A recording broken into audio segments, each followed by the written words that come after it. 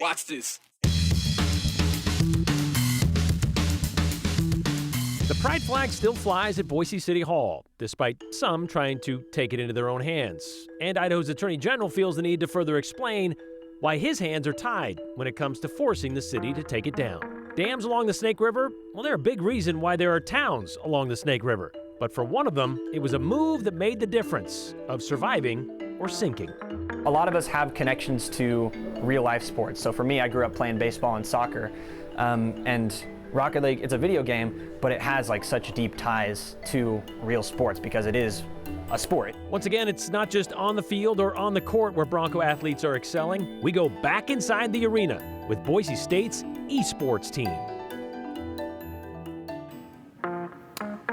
Well, you may have heard about what happened with the pride flag flying at Boise City Hall over the weekend when an activist known for dressing up as Hitler or in blackface or in a series of other racist portrayals climbed up the pole and covered it up. And while we have chosen not to give that stunt any airtime, it is worth noting the pride flag still flies outside Boise City Hall today, which is likely why Idaho's top law enforcement official felt compelled to point out a few things today as to why that flag still flies.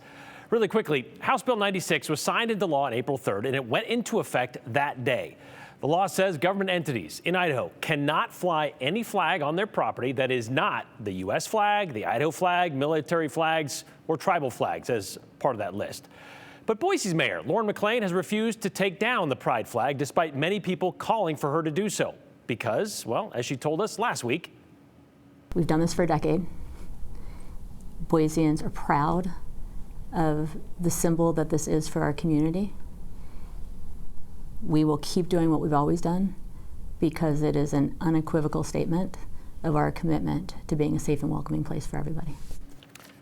And she can say that, as we explained, because both the Ada County Sheriff and the Idaho Attorney General sent Mayor McLean a letter explaining while she may be ignoring the law, there's really nothing they can do about it. And why is that? Well, because Representative Heather Scott, that would be the bill's sponsor, neglected to include any enforcement or penalty in that law. Even Representative Scott told us last week there is a penalty that could be applied to this as an enforcement, and she pointed to Idaho Code 18315, which is the omission of public duty and says any public officer who doesn't perform their public duty, well, they can be charged with a misdemeanor. And this is where the Attorney General felt the need to clarify that code and how it does not apply to this law. Labrador wrote he had heard from many people who wanted him to somehow punish Mayor McLean using this code or a new law that gives the AG authority over investigating and charging city officials with a crime. Well, today on social media, he wrote that out there today saying, basically, the omission of public duty statute only applies when a public official fails to perform a duty clearly assigned by law. But because the flag law does not give enforcement authority to anyone, well, it doesn't apply in this case. Meanwhile, there's that other one. How about House Bill 6? Well, since the flag law isn't a criminal offense and House Bill 6 only covers violations of a state crime, well, that doesn't apply either, the Attorney General said. So bottom line, the law wasn't written so well, and it doesn't create a crime. It doesn't give anyone authority to enforce it, nor does it carry any penalty. So basically, Mayor McLean has said to lawmakers, well, thanks for your suggestion, but my team is on the court. Labrador concluded his post on social media today by saying, quote, I will not weaponize the law. My duty is to enforce Idaho's laws as they are written, not as some might wish them to be, end quote.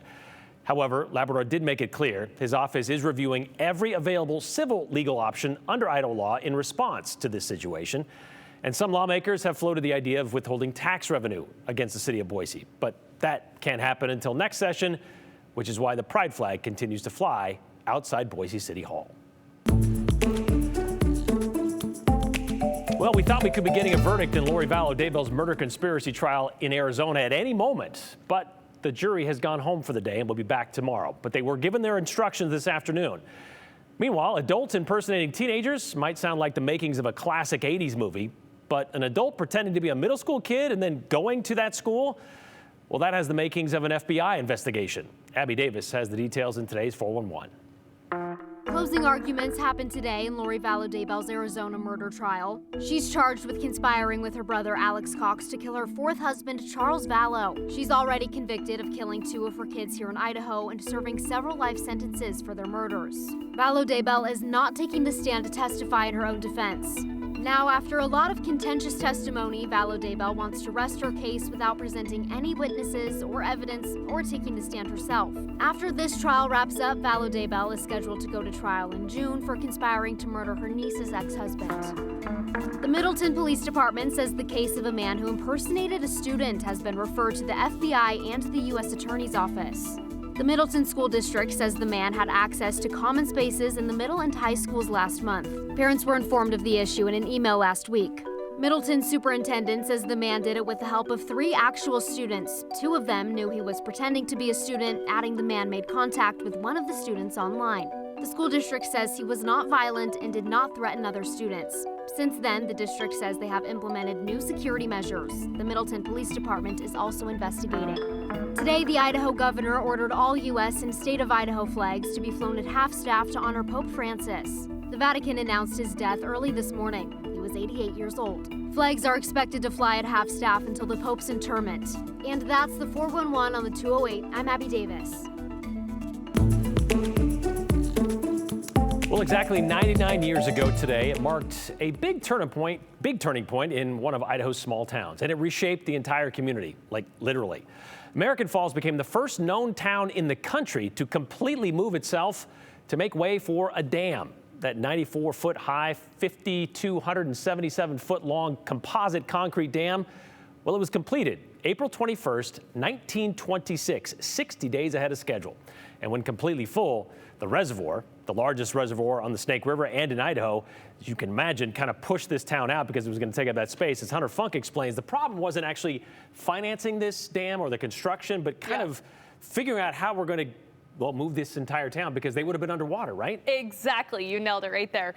All right. Well, the idea for the American Falls Dam started after seeing success of the nearby Minidoka Dam, which led to better farmland and increasing their population there. After more research on the best areas for a dam, by 1919, there was a proposal to build one. But it was also quite controversial because it claimed that the best place would be exactly where the town was at. They didn't really have much choice.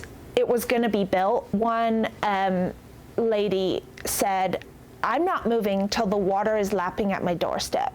And she didn't until the water was literally, they had to carry her through the water to get her out.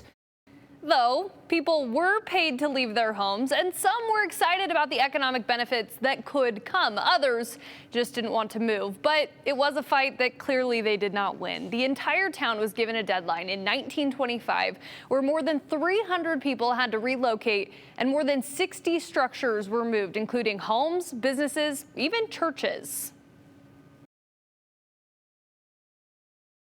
Nobody worked Sunday, so Saturday night came and it hadn't reached its destination. So the pastor said, "We're not gonna not have service." So he brought a ladder and they climbed up the ladder and they had service while the church was on the wheels. And apparently it swayed and a few members got seasick during church that day. So they were very much just go with the flow. Our town's moving, not realizing we were the first town to ever be moved out of the way of a dam. Now, not everyone moved their homes. Some sold their inventory and built new buildings. Great prices, I might say, for some of those products. While today marks a big milestone, the town is celebrating their 100 years since they had to make that big move. And coming up on Wednesday, we're going to dive deeper into the history, kind of take a look at the 100-year milestone. And we're also going to look at how they have nowhere to put their town history. It's currently sinking and also moldy. Oh, because of what was left behind, you mean? Well, yeah, and they're building right now. They don't have a museum, so there's no place to put the history. Wow, okay. And your story, I assume, is going to touch on those pieces of property. They're still there? Yes. That you can still see? Yes, we have video of what you can see, the remnants left. Yeah. All right, looking forward to it. We'll see you on Wednesday. Thanks, Hunter.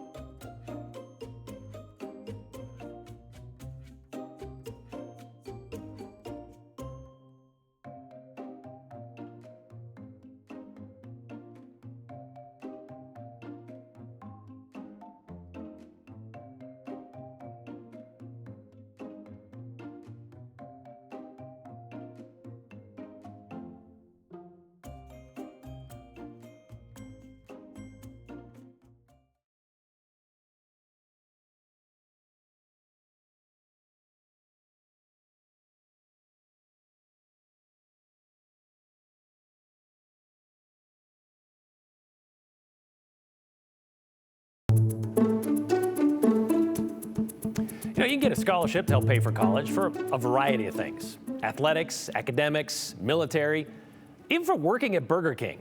But for playing video games, oh yeah. Boise State has had that option for years because it's about having an eye on the future. And when it comes to revenue, the video game industry is bigger than the movie and music business combined. And the gaming Broncos, well, they're just not part of the pack.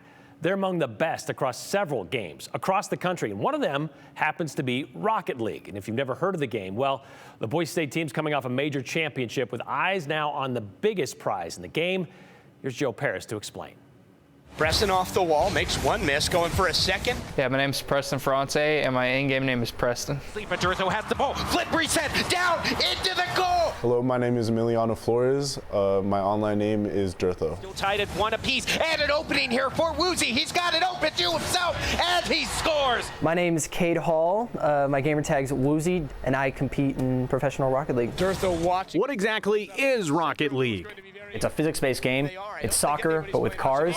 And Woozy off the wall. It's unique, but I don't mind explaining what I do to other people. What a goal for the Broncos. Ever since I was a little kid, I always was into esports, even when it wasn't as popular and mainstream as it is now. And now Boise State with a chance to win the PEC. My grandparents, they don't even believe it. Like, still, even when they see it, it's like, how are video games played out of college? To understand how good Boise State is at offense. Not only does this Boise State trio play competitive college video games, what a comeback from Boise State. Woozy comes in. they are one of, if not the best at it. Broncos defeat Michigan State in A team effort led by tournament MVP Woozy, turning it up on the biggest stage. It's time to be great. It's time to be great. Sometimes you just have to step up and make a difference.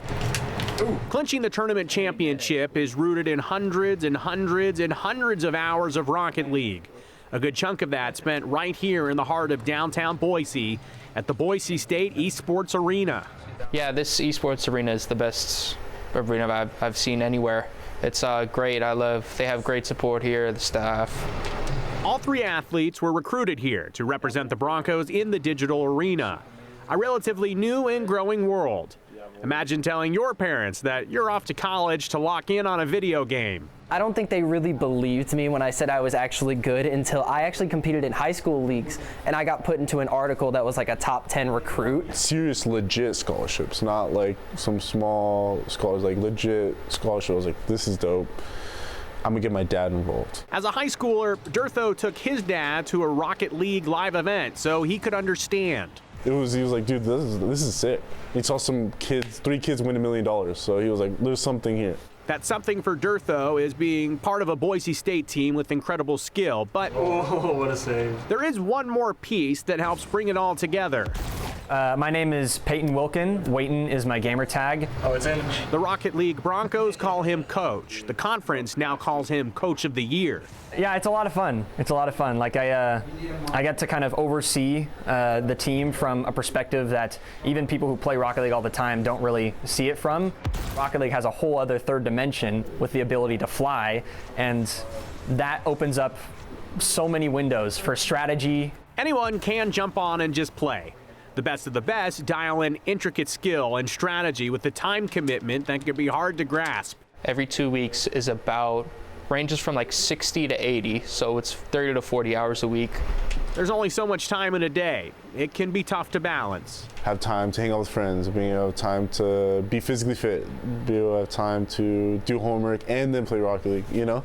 I feel like in college I always say, like, you have all the time but no time. Oh, there we go. But for this team, it's all coming together now, enjoying success. Success that's earned. They're like my best friends, and just getting to play with them, it doesn't feel like a job or anything. Those friendships that I had made online transitioned into real life relationships, and that's how I ended up here. One of my, Emiliano is one of my best friends, and he's the reason why I'm here. They really do come in for esports. They end up getting a great education as well. Are you living the dream?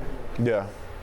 I enjoy it, and sometimes I got to take a step back and realize I cannot believe what I just saw. How blessed I am to be in the position I am.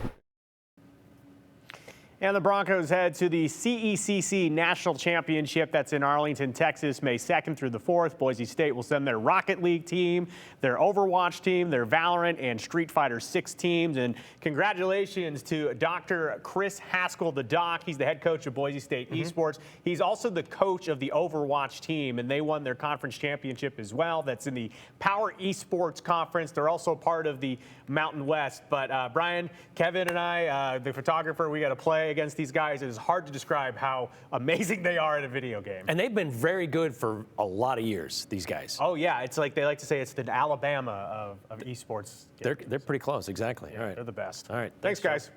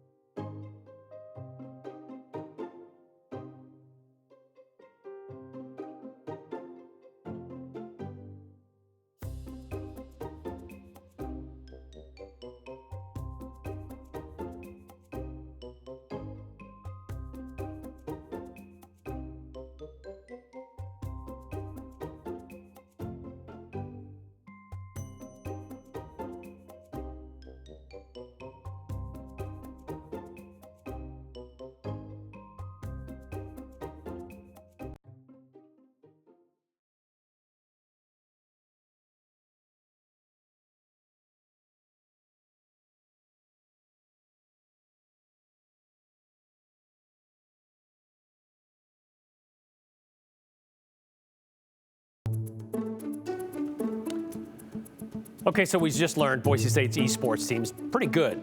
They also have other pretty good non-traditional teams at Boise State. To say engineers are a quirky bunch might be an understatement, but back in the 60s, there was a group of them. A group of civil engineers came up with the idea of creating a competition to see who could build a boat out of something, well, not really known for floating. It would eventually become a national event in the late 80s, and 20 years ago, Boise State would make its first and only appearance in a canoe competition, that very same canoe competition. And we first told you about it on this day in 2005, which is why it's today's 208 Redial. It may be stating the obvious, but if you put concrete in water, it's going to sink. But don't tell that to a group of Boise State engineering students. The canoe here is about 20.5 feet long, about 2.5 feet wide at the widest section. They built this concrete canoe. Comprised of 3 layers, concrete. The canoe weighs about 190 pounds. It's part of a class at BSU. It's pretty light. And recently, the students took their project on a road trip. for a concrete canoe contest. It was really windy, and so once you came around, like, you would just push the boat out, and it's hard to control this with, you know, 2 girls rowing. But it was really neat. We won by like 2 seconds, I think, the long distance race, so it was really exciting to find that out when we came in. BSU took first place overall, judged on whether the canoe could be submerged underwater, a presentation, a written paper, and 10 canoe races. It was a rock-solid feat that landed them a first-place finish. You know, it's a lot of work. It takes the whole semester and the whole school year actually to get it done. So finding time on top of schoolwork is probably the most challenging. While first place is great and also means a trip to the Nationals, perhaps the most rewarding moment came during the race, when the University of Idaho's boat sank. I know we kicked the butt in football this year, but something even better to watch them go out in the water and sink. While BSU football is already on the map with its national exposure and blue turf, these students hope that this project also says a lot about an engineering program that's only about 8 years old. And so far it appears this program will stay afloat. Mike Vogel, Idaho's News Channel 7. Well, you can tell how old that story is. BSU and U of I still played each other in football. Well, Boise State didn't do too well in that canoe competition that year in Clemson University against the other premier engineering schools, but that didn't stop them from trying to make it back every year. It's worth pointing out, they don't do this for credit. They do it for the fun of it, and they do it all with donations at BSU. But they do well with what they have. In fact, just a couple of weeks ago, Boise State's ASCE student chapter competed in the concrete canoe regional contest in Tucson. They took second overall for the quality of the product, but they lost the race because, as the chapter advisor told me today, the team is great with building a canoe. They just can't really paddle fast enough. However, their sustainable solutions team, they qualified for nationals that week as well for the second year in a row. Oh, hey, if you're willing to stay up late tonight and brave some chilly temperatures, you may see some meteors. The Lyrid meteor shower reaches its peak tonight, the night of the 21st, into the early morning hours of tomorrow. So after midnight until maybe about 3 a.m. is your best chance to catch up to 10 to 20 meteors per hour. This meteor shower will be active, I should say, through the end of the month, but tonight is the peak. So if you want to catch a celestial display, plan to stay up late at least through midnight, get as far away from city lights as you can, settle in and enjoy the view. And good news is we should have lots of clear sky overhead across most of our areas. We have a few clouds right now in McCall, but those should clear out tonight. Temperatures sitting at 60 currently in both Boise and Twin Falls, about 5 degrees cooler than yesterday, but all in all, a pretty pleasant Monday despite some brisk breezy winds behind the cold front that brought a quick burst of rain to the Treasure Valley last night. No rain in sight for the rest of your Monday evening. Our sunset at 8:36 tonight. Skies should remain clear through the evening and into tomorrow as this system departs. That will allow warmer temperatures to fire up starting tomorrow. So a nice warming trend comes our way from Tuesday through Friday, and then some changes for the weekend. So as far as low temperatures tomorrow, another chilly start down into the 30s across the Snake Plain. I don't see any freezing temperatures, but pretty close for Mountain Home and Jerome. Teens tomorrow morning in Stanley, mid-20s for Long Valley in the morning, but we'll climb into comfortable territory, a few degrees above average, mid-60s across the Treasure Valley tomorrow. More of the same on Wednesday. We hit the 70s Thursday, Friday with a cooler, windier, and potentially wetter weekend.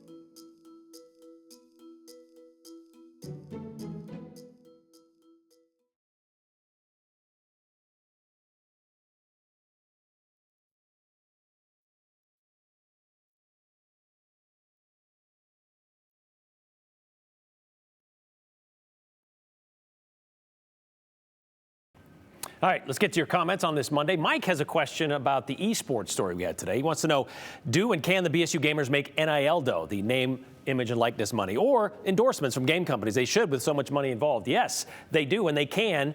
In fact, one of the players, I think Dirtha was his name, has a deal with Micron, as a matter of fact, so he gets some money from them.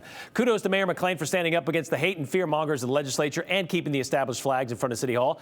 And to those legislators who believe marginalizing segments of our community is appropriate, shame on you, says Teresa in Boise. Sure seems there must be bigger fish to fry than who's flying that pride flag. Come on, folks, it's not hurting anyone. Can we start showing some compassion, please, says Dale in Boise. So some of those are in favor of this who live in Boise. Meanwhile, isn't making sure you can enforce law part of lawmaking 101, asks Steve in Middleton. You would think that, yes, but even Representative Scott says she was hoping cities would just, or government entities would just self-enforce. Meanwhile, as we found out last week, nobody has sent a letter to Bonner's Ferry, who flies a Canadian flag at that border town, so I guess it's selective enforcement. What we're hearing from Boise's mayor is that she's pressing her personal views as a liberal Democrat rather than listening to the will of the people. Typical, says Chris in Boise. Well, Chris, you can decide that at the election box, but the mayor told us this is the view of the city of Boise, and many of them who say they support her for continuing to fly this flag. We'll see you tomorrow.